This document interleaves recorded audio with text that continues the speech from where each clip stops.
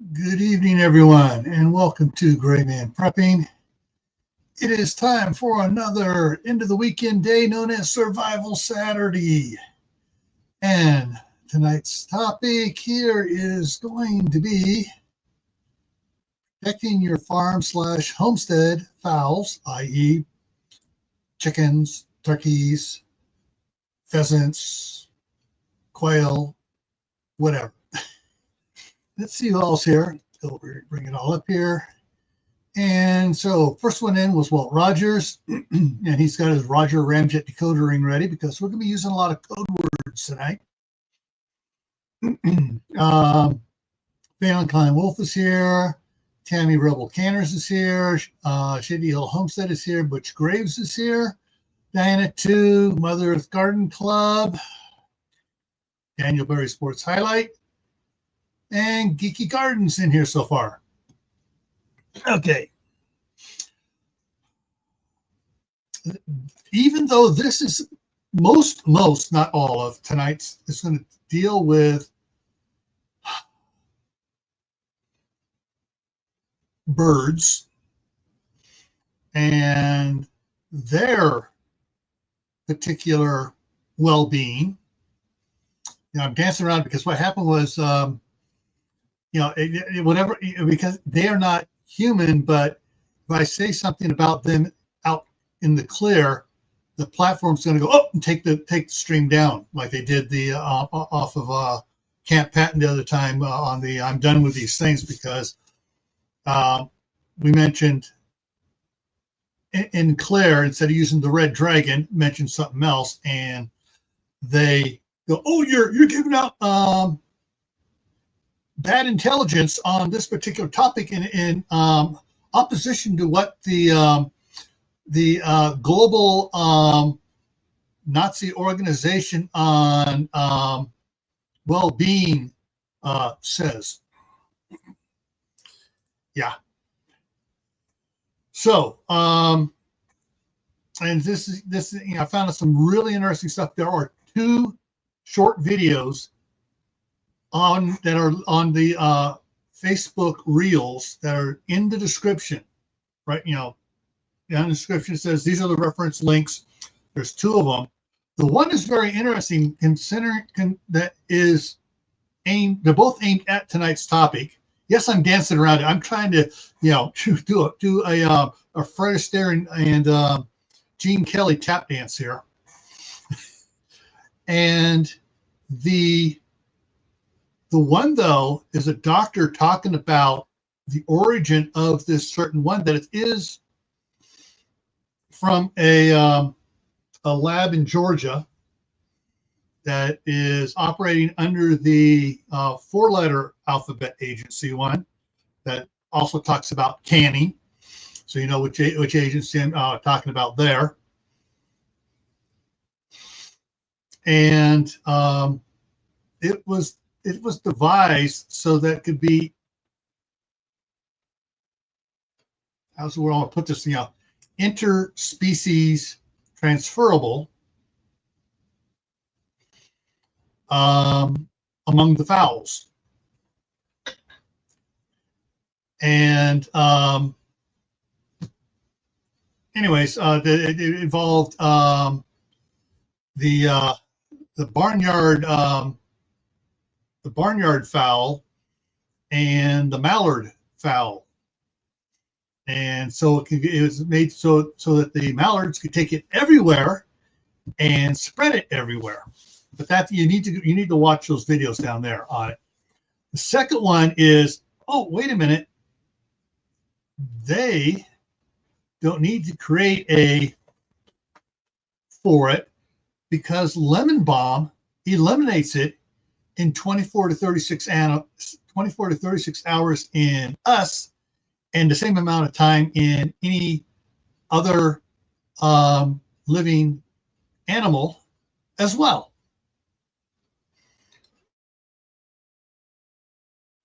So I froze there. I didn't get zapped out.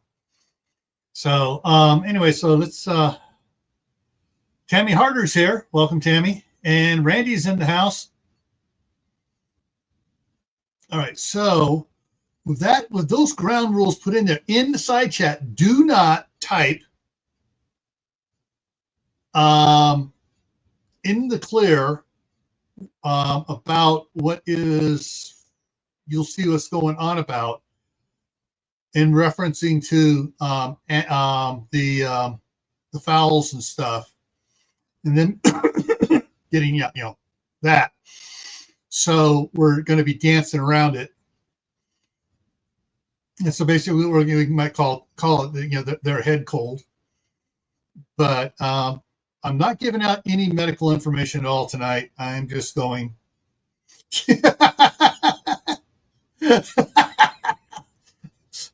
All right, yeah. Ghostbusters 1 popped into my head just instantly.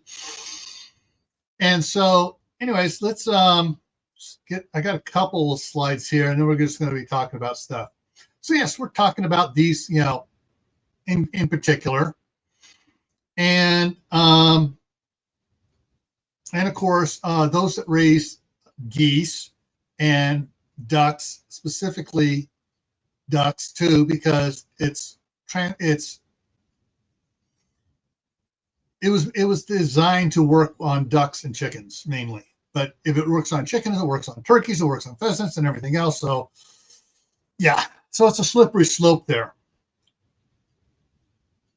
And yeah. Wrong way. What am I doing here? What's going here? Oh yeah, there. Okay, so yeah, it goes from that, and so yeah, we're supposed to the right way. So interspecies worries is what all of us that have raising things should be working about.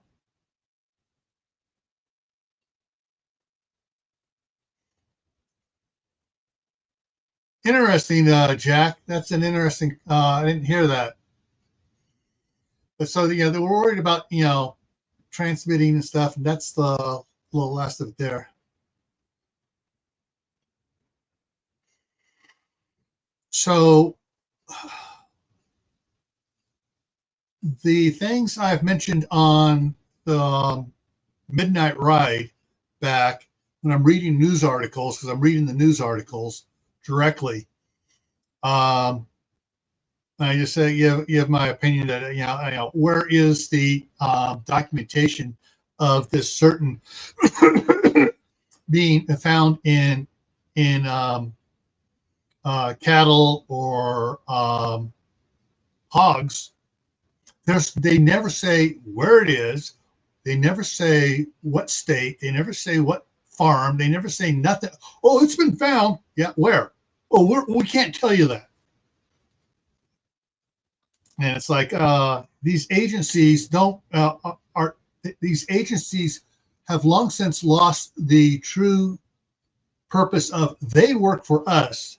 They don't dictate to us. They work for us. And we tell you what to do. No, you don't. You work for us. We tell you what to do. Hey, Grammy Karen. And so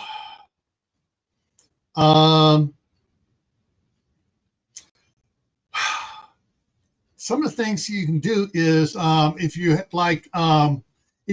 can be so lucky as Mark is, where he has lemon balm growing wild around his property, you're in great shape. You just turn the birds out and let them eat that stuff, and all of a sudden, if they should happen to get it's gone in 24 to 36 hours, totally eliminated out of their system. So I'm just, and this is one of those ones I can just see the AI going bonkers if I say the wrong word here and removing this video like they did the other one.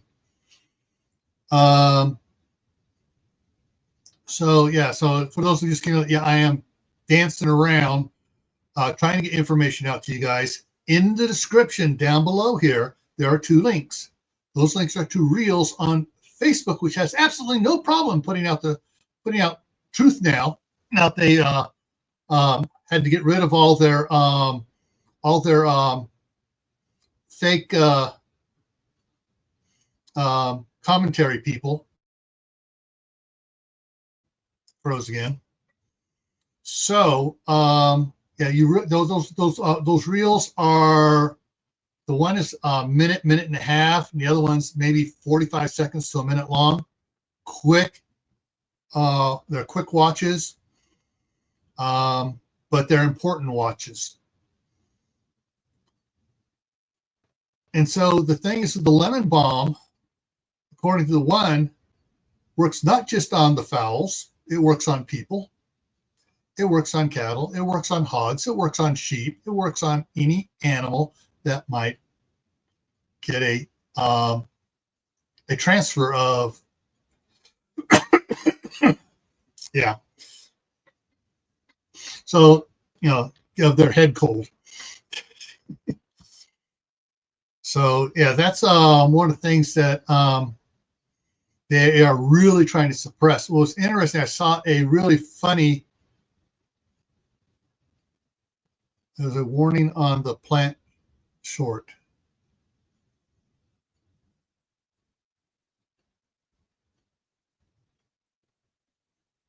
Okay. And so one of the things to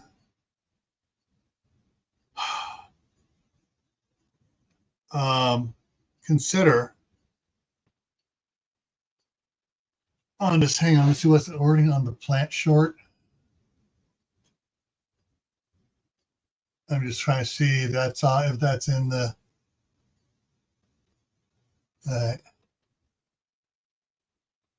anyways, so yeah, and I know there's been always talked about the herbal remedy books and stuff like that. Do your own research and stuff, but there's, you know, several different ways of preparing lemon balm for you know, bettering your health and, you know, making you stronger and stuff. So you want to follow some of those.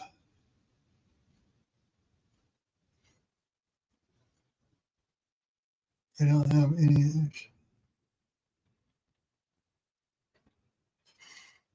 So yeah, I know that I know Rebel Canners was saying that her stuff all died, and not just, you know, for some reason, and Mark was going to send her some this spring, but there are you know, things of planting certain these herbs around just to have them going around. And if you have what my wife wants to put in, which is called a chicken garden, where you have a garden out where the chickens go in and scratch and stuff and everything else, and you let them in there after the plants are, not when they're a little itty bitty, but after the plants get up decent enough where they aren't going to kill the plants. And it can go around, you know, they go around and eat everything up. Well, if there's some lemon balm in there, it may, even though it's big, it's doing the leafy stuff and it's growing all stuff, you know, that might be something they can go ahead and eat. Like they would chard, whether it's rainbow chard, Swiss chard, they'll go after chard, because generally what's on the backside of chard is some bugs and stuff. So they're getting bugs, and they're also getting the chard a little bit. But Swiss chard and rainbow chard grows them. It outgrows what the chickens can do to it. Now you get rabbits out there, that might be another thing. But one of the things to do is one of the things mentioned in the one video, the fact that the other species was designed to work on both species, and the one species was supposed to transfer it in the wild across the country, is on your chicken runs and stuff where your chickens are at, unless they're out free ranging and stuff, put a top, you know, chicken wire top over your run area or whatever, so those quackers won't come in and land in there. And if you have ponds and stuff out there on your property, put up some sort of deterrent to chase the quackers off so they don't contaminate the water of the pond or other birds in the area. and that's what they're counting on. It's them spreading all the way, and what these idiots were thinking to try to spread this out to decimate the chicken population in America. I don't know what the blank they were thinking, unless they, of course, they work for Mr. MS software, and so he can get his lab-grown meat out there, so everyone's eating lab-grown meat and not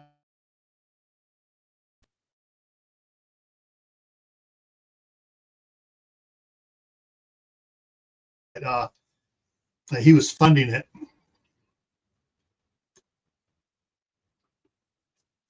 But yeah, there is a lot of herbs.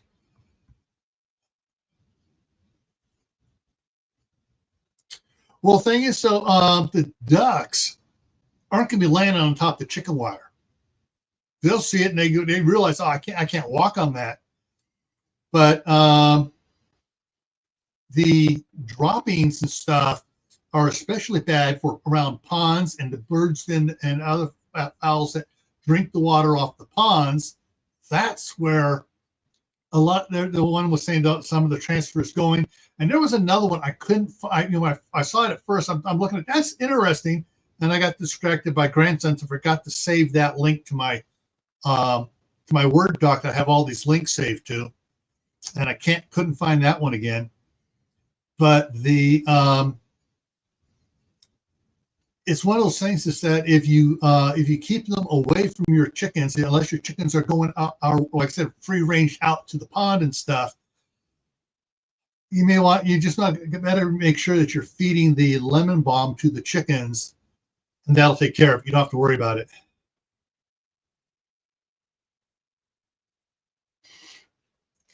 But yeah, it's that I can see that there. Yeah. Yeah, so I mean that's the thing is you want to try to isolate you want to protect your homesteading or farm fowls from being. I want to use the one C word. What other word? Contacted with those that have or their droppings or whatever. Basically, you want to protect your animals and keep them as healthy as possible. And I know around here, I haven't seen it too much this year so far, but the geese are still flying bonkers around here. And I haven't seen any droppings on the driveway like I have the last several years. But yeah, I mean, sometimes those honkers fly over and they drop bombs. It's like, what the,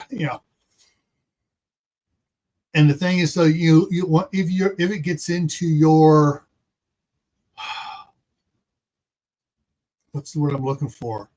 Large local bird populations, like we have a lot of magpies around here, and they get into everything around here, and if it gets into them, then it's one of those things you got to make sure they are kept out of where your chickens are at. Now, since it gets into the quackers, the mallard quackers, and it was designed for that, I'm not sure if it's into the geese population or not. And you know how far the geese travel, so that can be a big problem with it carrying it a long ways. And they tracked the spread of it from down there in Georgia near this 4-letter alphabet lab that developed it, and they tracked the spread of it. So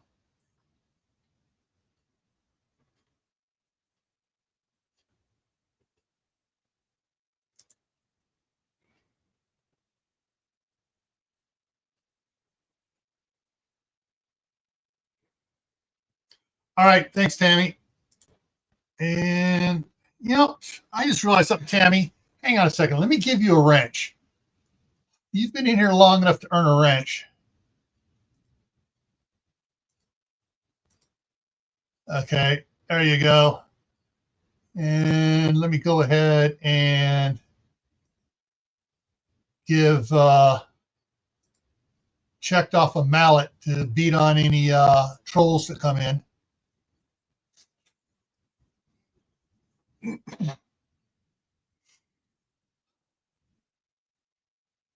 So yeah, I mean, just the way that I'm being, so the way I'm being is because of the way the platform is suddenly getting a almost use the construction term. I don't want to use that.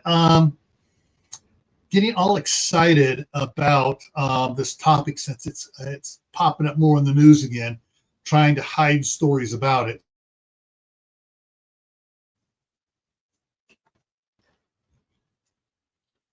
Excellent, excellent, excellent. Yeah, if you have livestock animals, livestock dogs to protect your animal and chase other ones away, excellent. But even when my daughter had the Australian Shepherd, yeah, it would go after certain birds and stuff, small ones, but it didn't bother the geese. Wouldn't go after the ducks. Wouldn't go after the wild turkeys. That there were a few, and no more. They all got hunted out a couple of years ago in town. The ones that were in town, somebody had some, let them go, and they all of a sudden they started to get a turkey population. And somebody goes, "Oh, it's time to hunt turkeys." But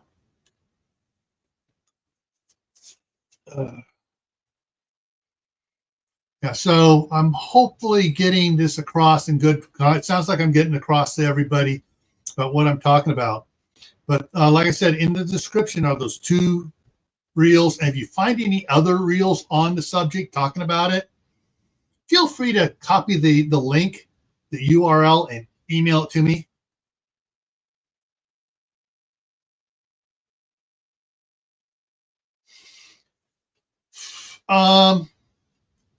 Sumi, the it can travel through irrigation water, obviously, but once it gets down into the aquifer, from my understanding is those types of things die. But as far as if you have irrigation canals, streams, rivers, creeks, it'll travel surface water because it's got sunlight. But as far down underground stuff, it doesn't survive, and going through all the sand and stuff, the aquifers and stuff, kind of kills those things. Fortunately, otherwise we'd all be in bad shape for the spread of Giardia around here, across the country. So I'm pretty sure I got this handled here. Go ahead and if those that want to come talk about it a little bit, now that everyone is getting onto using the code words and stuff.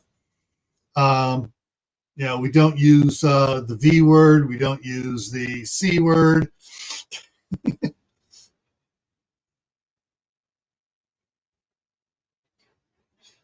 And basically, I'm kind of steering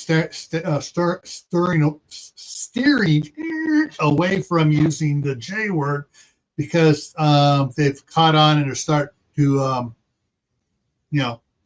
put that word in there. So that's why I just do the instead, so you know what I'm talking about. Oh, but yeah, the protecting your chickens and stuff and turkeys and whatever, very important.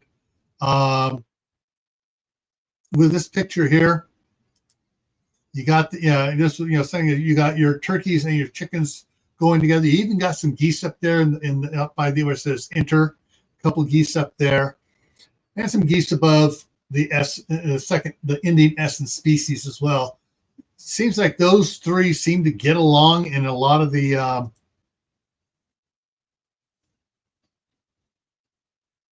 the book is by Fields. All right, give me a second here, guys. I'm going to see if I can bring that up and find that here on my favorite book source here.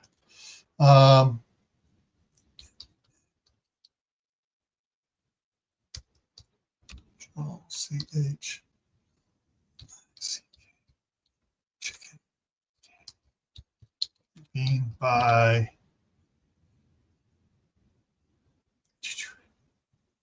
Amy AM. Let's see if that comes up here. Yeah, there it is. All right, let me share this. All right, so here it is. It's paperback. It's $20. You earn 20 points if you have the Prime stuff on it like that. And it's also at the $1 less if you get it on Kindle. So let me go ahead and pop in here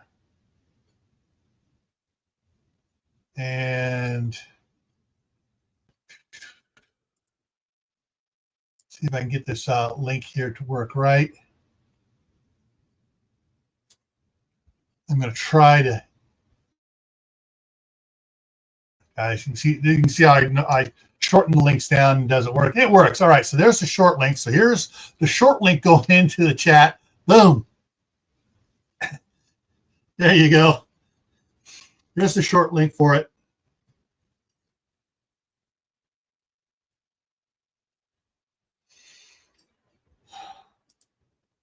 Yeah.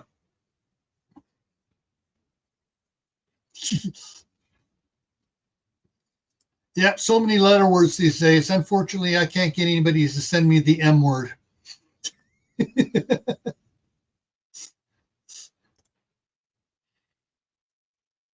All right, yeah. So the other thing to do with that is making sure that is to try checking your water sources. I tried looking and I couldn't find if there's any test kits where you can check the water to see if it's been contaminated with it or not. To find out whether or not you have to worry about your ponds and stuff,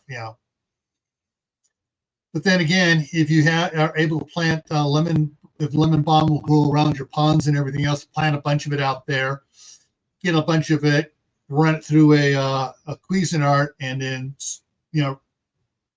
some way of launching the shredded juice out into the water and take care of inoculating the water. I butchered the word butchered enough that the AI won't pick up on it.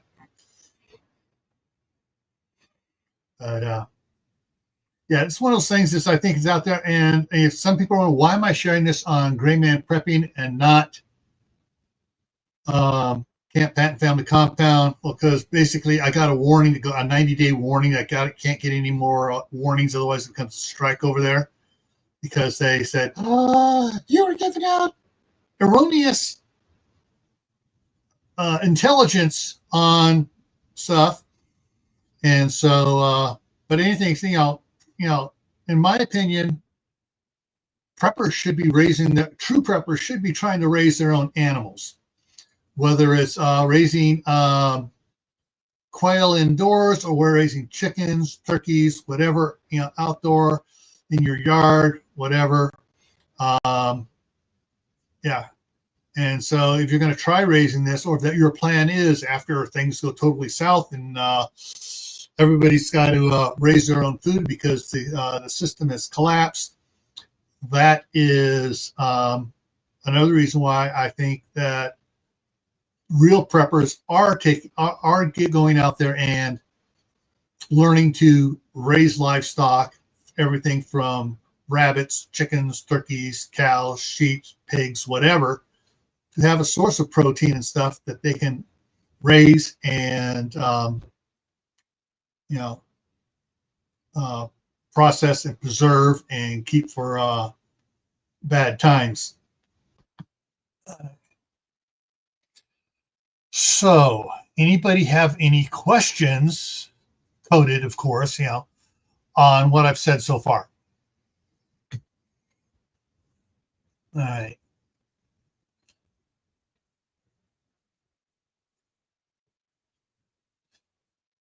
That's what a couple of them that are raising them indoors say. You know, some of them say they use the eggs in baking or something, but for the most part, they're just raising the quail for meat. They're raising meat birds. To me, it's like little quail. It's like okay, it's gone. One bite. You know. If you're talking about raising them indoor, the quail indoor and stuff, basically it's like raising baby chicks and stuff. You get the mash, and you can make your own mash. You buy the bulk corn and run it through a grinder and turn it into meal, and you make your own multi blend feed for the animals from raising them indoors. There are some videos out there on that. Since my wife and I have decided doing that is not our thing, since my daughter raises chickens and she gives away eggs because her chickens produce so many eggs, and they're raising them mainly for meat birds. But during the time they produce a lot of eggs, so yeah. But when can we plant lemon balm? Good question. Let's find out. Best time to plant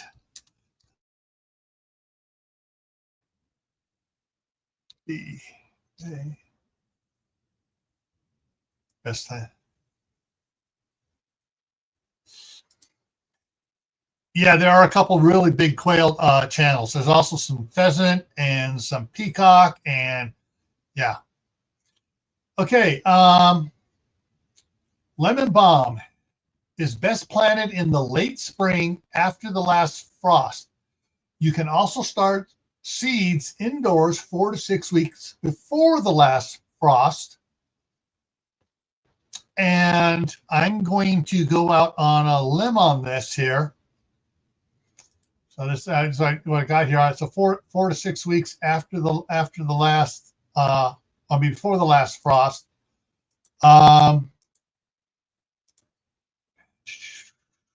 And okay, the AI tells you all about the different things, care for them.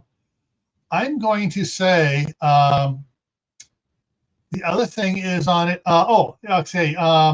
Space lemon balm 20 to 24 inches apart in an area with partial shade and fertile, well-drained soil with a pH of 6.5 to 7.0. Not going to work here because our soil is 8 or greater.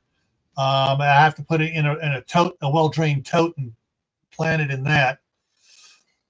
But for planting it indoors, starting the seeds. Come on, get rid of that. There we go.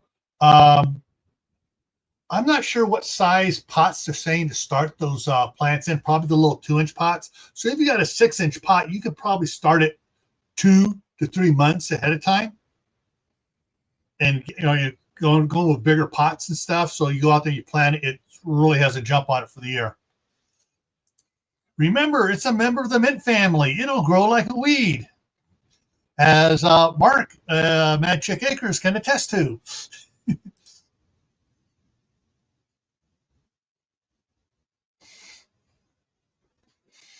So yeah, I may wind up trying to grow some around here. But hey, if it starts going too wild, I just take the weed eater to it, and the rototiller.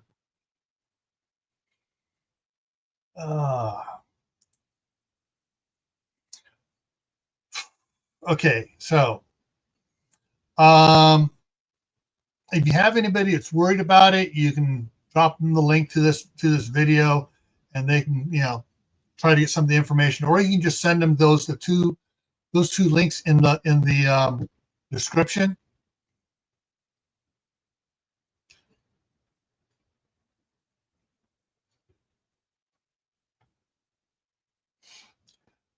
I'm going to say, okay, so, Sumi's wondering indoors. I know Tammy said that's how she lost hers. She brought the pots in and stuff. I would say part of it has to do with the size of the pot. If you're going to bring it indoors, you can't, it's not going to be a little small pot. It's going to need to be one of those bigger pots.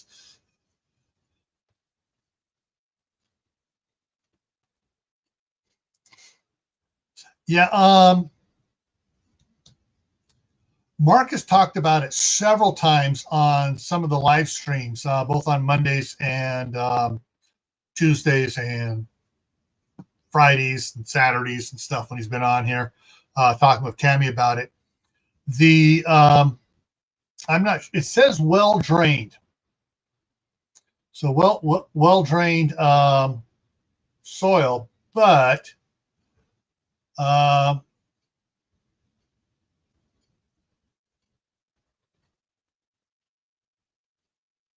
it says you can divisions, dig up root pieces from established plants and use them to start new plants.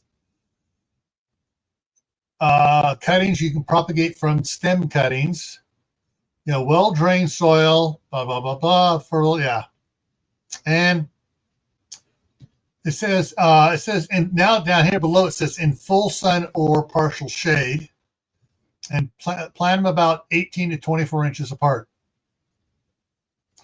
Oh, down here below, it's more information here. Water when the topsoil is dry, feed with water-soluble plant food or other stuff.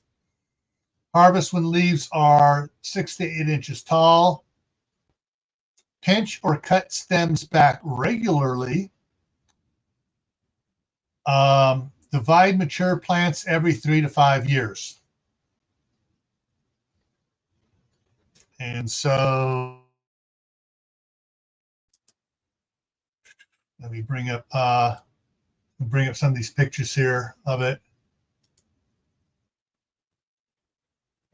So that's a pair of scissors pruning it off. What it looks like growing around. Huh. That actually looks kind of familiar. I'm going to double check with the wife. That may look like something she had. She didn't know what it was that got into her garden from some of the stuff she was given.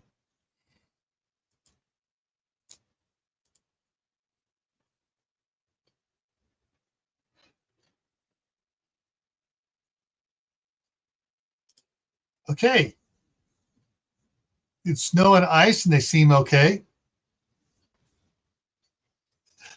Yeah, he has the John McClane variety. I think it's a cross between the John McClane variety and the Amish variety. It has lots of offsprings. All right. So let me check something up here real quick here and then put that up there.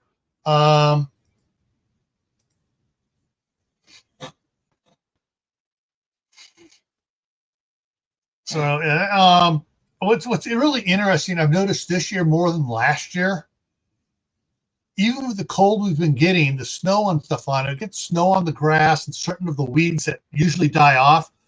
The snow's over the weeds, and we got the cold, and we had several days of sun. The snow melted, and the weeds and grass underneath it, which were insulated by the snow because it was big, flaky snow that came down, not heavy, wet stuff.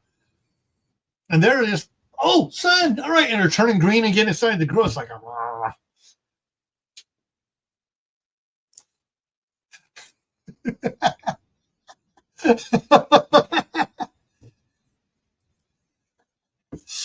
oh, all right. So one of the things I'm going to be starting up here in a few weeks here, more than a few weeks, a month, on Saturdays, I'm bringing back exploring events. And so starting on March 8th, March 8th Survival Saturday is going to be after the, quote, event, unquote. What are your plans? I'm going to talk about setting up for plans for after an event, specific plans for specific events or disasters or whatever scenarios. I have here some of the ones I have here coming up here are after China's economy implodes, what are your plans? Because she's not in here chat. One of the our channel members has been sending me a lot of emails. She's been really following what's going on over in China and the problems with some of their companies over there and the workers and the disgruntlement and all the problems. And so things to worry about is, after China's economy implodes or collapses, what are your plans? What are you going to be doing when some of the stuff that we've come to rely on, unfortunately, is no longer available? Then another one is after the supply chain fails, what are your plans? After the U.S. economy implodes, what are your plans? After the power grid collapses, what are your plans?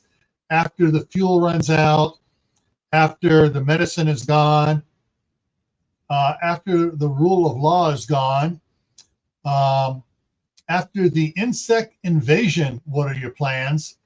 And those are some of the ones I've got lined out so far. And if you have any questions or a specific event you want to see explored here, just email me. The email's in the very bottom of the description. It's from I'm using the Camp Patton email since that's a YouTube only email. It's camppatton@gmail.com, and there it is. So there is 2 P's in use this hand. 2 P's in Camp Patton, 2 T's, family compound. So yeah, you can send your questions or recommendations there, and I'll go over it.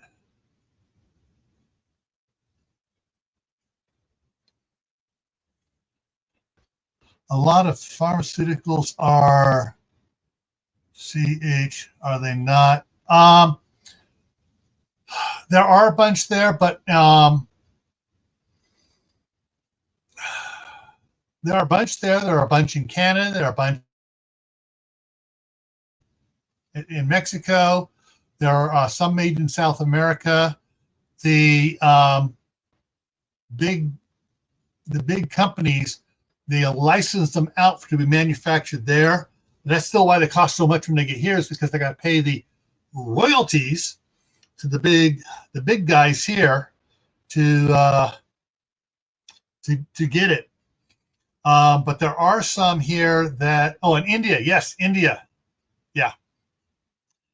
And so that's the other thing. So if and that's what a lot of people are worried about. In fact, that's one of the topics someone else suggested was after the tariffs and embargoes or whatever, of certain things, are we going to be able to get our meds, and how's it going to affect our medications and stuff? And so that's something we all need to consider. And we're going to dance around that topic. When is that one coming up?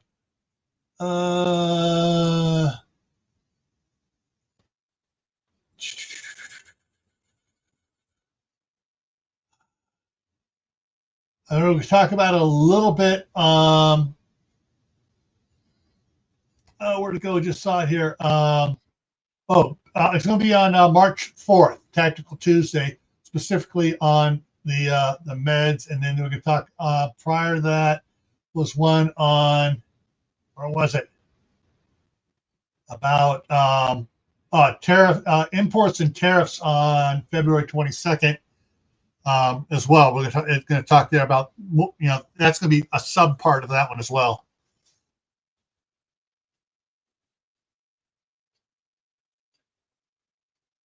So if they get crumbly, what will disappear? Not sure what you mean by get crumbly. But if you're talking about the imploding of their economy, that's hard to tell, because some of the nurses and doctor channels I've been following, and they can't say much here on this platform, so they say it over on other platforms, that fortunately there is a diversity of where manufacturing is. because the big rich boys want to keep getting richer, so they want to make sure they have sources else in multiple countries to, in case one country they can still produce elsewhere. So there is that. But yeah, some things here can still be produced here. But it's like, you know, name brand versus generic. So anyway, so those are some of the things coming up. And yeah, if you have any recommendations for topics or have, you know, something that you want to see addressed on either channel, please send me an email. I'll be happy to add it to the schedule. Right now, I got every date filled out through the end of March. And then I got hit and miss out for the next in through the end of May. So I still got slots open on both channels from the end of March to the end of May. And if something becomes a hot pocket one, I can switch some of them around. It's not a big deal. Yes, So yeah, that's what it is. It's, you know, the money grubbers are smart enough to diversify where they're getting their supplies from. So, is it too early to start seedlings? It depends what you want to grow. Lettuces, if you're going to grow lettuce indoor, you get it in a decent, like a 1 gallon pot. You can get it growing and keep it growing until the last frost is gone. And actually, some of them will survive some will survive a couple of weeks before the last frost. Take those outside, plant them in the ground. Once the ground outside is warm enough, that's where the temperature probes come in handy to make sure, they do better. I plan on to try starting some zucchinis, cantaloupe, and cucumbers earlier this spring, because I do have a lot of 1 gallon pots to put them in. And so I can let them starting to grow in 6-8 weeks before the last frost date, and take them out and put them in and give them a good jump start outside for it. Thinking about peppers. Okay, peppers. Mark has had some peppers indoors for a long time. I think he has some that he kept indoor. He never planted them, and they're overwintering indoors. I know Wide Family Farm, they have down in their basement have grown peppers several years in a row now, and Dustin is a real big pepper guy, so you can check out their stuff. And Wide Family Farm peppers, and it should bring up their pepper videos. But I think the big thing to consider is, and like Mark found out, the peppers do bigger in the bigger pots. They just, all plants do better in bigger pots. But, if you're going to start them out in the little 2-inch pots, have some of the 4-inch pots ready in case it's still too cold to put them outside, so you can up pot it a little bit. So you just lift it out, put it in the next pot, or go on up from the 4-inch, going up, jumping on up to a 6-inch. Yeah. My AeroGarden experiment the AeroGarden is not doing too well. The seeds they sent with it, the black seeded Samson, I had one come up, and I put several of the Grand Rapids lettuce into it. And usually the Grand Rapids lettuce, when I put it on a paper towel and put it on the heat in a little tray on the heat mat, just about all of them come up. I've had one out of 6 I put into the arrow garden come up. So yeah, that's hopefully I'll find what really works good that we want to grow in an arrow garden, and get it going. We had a lot of extra plants last, yeah.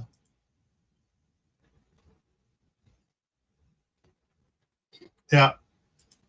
I'm not sure if Courtney and Dustin sold some of theirs at the farmer's market or not. So, one of the things that when my wife and I, if we grow or raise, proper term, raise some chickens here, we have the old hog pen which has a cement slab inside the old corn silo and a slab outside of it, but it's set up where we can easily expand it over a dirt area too, and fence it off and cover it and protect them. Yeah.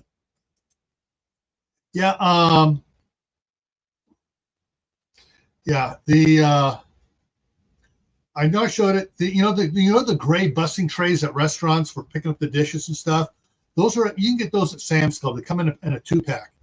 And I had a bunch of them, and I've grown lettuce in those. Did absolutely great indoors. Took it out, set it outside, tried to get it acclimatized to the outside last year, planted it, and then the friggin' crop dusters overflew the fields an eighth of a mile away, and they all died. But last year they did fine. The Swiss chard I started in those great two of them in the tubs, and the one IBC I transplanted into did great. The other one where the plane flew by, it didn't do so good at. All right. My daughter has the Rhode Island Reds, and those do good around here. But I was talking with the wife, and we're thinking about possibly getting some Easter eggers and sell because those eggs sell. Anyone who raise Easter eggers around here, which aren't too many people, when they sell them at the farmers market, people pay extra for them. Just I see people had a bidding war the one time I was there. I'll give you so many dollars a flat of them. It's like, dang, people just like the Easter eggers for some reason. But the Rhode Islands are good and protective of everything growing in there. We may get some turkeys as well from it's called Firth Mill. It's a grain and feed, and they sell chicks in the spring through the summer. My daughter was getting they got some Uffingtons. I'm not sure how those chickens are doing, but they were getting the white Cornish cross, and they were just raising those as meat birds. Get a bunch of chicks out there, feed them all the excess food and stuff from the garden and everything else, and then harvest them and put them and send them to freezer camp. My daughter does. I haven't processed meat birds since I was 8. And my parents were trying to run me and my younger brother off so we couldn't watch. And when they weren't looking, my grandmother was out there. We walked up. All right, what do we do? And we were learning from my grandmother. My parents came out. Get out! You got to get all sick and skinny. I was like, really?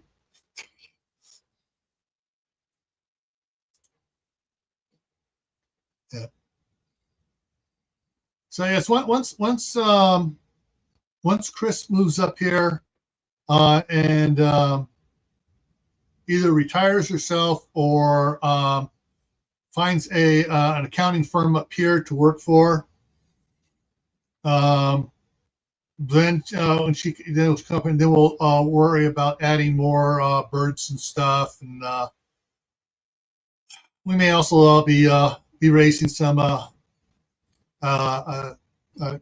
couple cows, or perhaps a bunch of goats. You know, I've seen a lot on some of the channels that are raising the Kiko goats and the boar goats, because those are the hardiest ones. But you know, those have now become very popular for meat goats and stuff. So the price on buying little ones have gone up.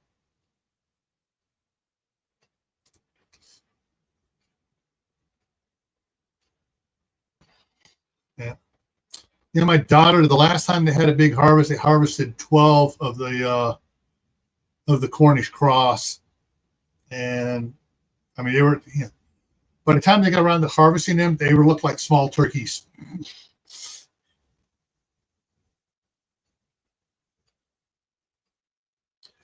Yeah, I got several things working in the you know, that I may do.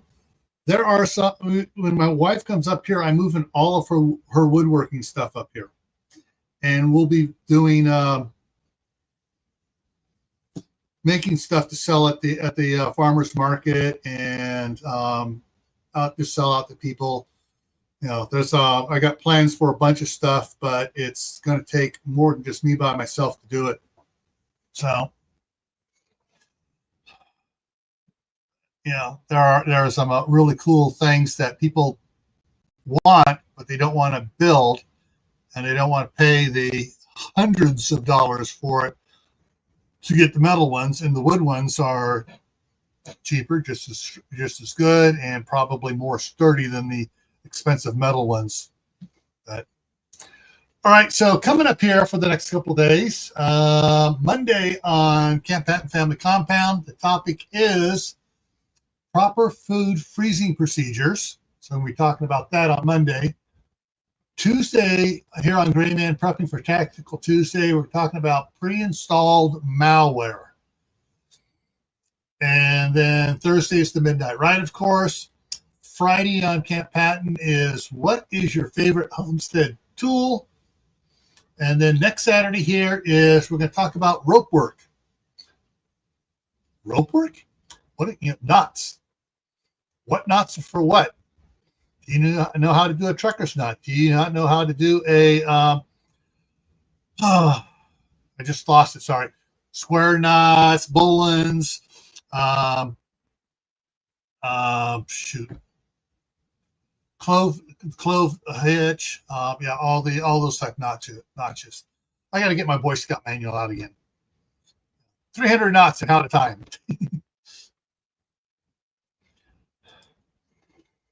I've actually thought about that, or getting a 3D printer. But like I said, I got to talk it over with the boss, because you know she's the accountant, and she can decide what we can't, you know, what she thinks we can and can't work on the best, and see what's going on.